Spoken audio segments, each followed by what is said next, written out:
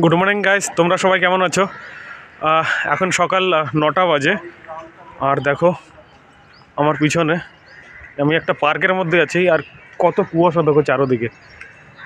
দেখো পার্কের ভিতরে গাছগুলো দেখা যাচ্ছে না, মানে সকাল 9টার সময় এরকম অবস্থা দিল্লিতে। শহরে খুব কমই এরকম দেখা যায়, এরকম ঘন কুয়াশা পড়ে।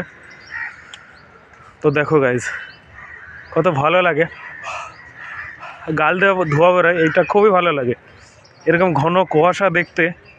গ্রামগঞ্জে তো খুব দেখা যায় শীতের দিনে, কিন্তু শহরে দিল্লি আর কালকে ছিল না কুয়াশা একটু, আজকে হঠাৎ করে সকালবেলায় দেখো কত সুন্দর লাগছে। সামনের দিকে ওইদিকে একটা পার্ক, চারোদিকে কুয়াশা আর কুয়াশা, কি সুন্দর লাগছে সকালবেলায়। আহ রোদ হয়তো বেরোলেও অনেক চান্স কম আছে, বা অনেক লেটে বেরোতে পারে। সকাল 9টা কিন্তু রোদের কোনো কিছুই নেই, বোঝা যাচ্ছে না। যাই হোক, কুয়াশা প্রচণ্ড, দেখতে খুবই ভালো লাগছে। পার্কের মধ্যে আছি এখন, যেরকম পার্কের মধ্যে কুয়াশা, বাইরে রোডেও মানে কুয়াশা আর কুয়াশা। এই দেখো, আর এই পার্কটায় আমরা খেলতে আসতাম ক্রিকেট, এখানে খেলাধুলা করতাম।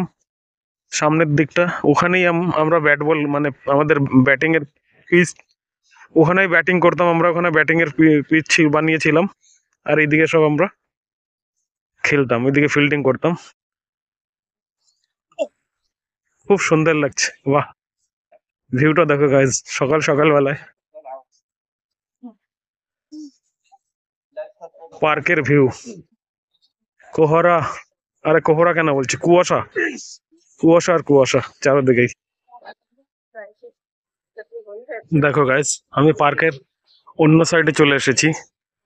আগে আমি ওই সাইডে দাঁড়ানো ছিলাম, ওইদিকে আর একটা পার্ক আছে, কিন্তু কিছুই দেখা যাচ্ছে না, দেখতেই পারছো।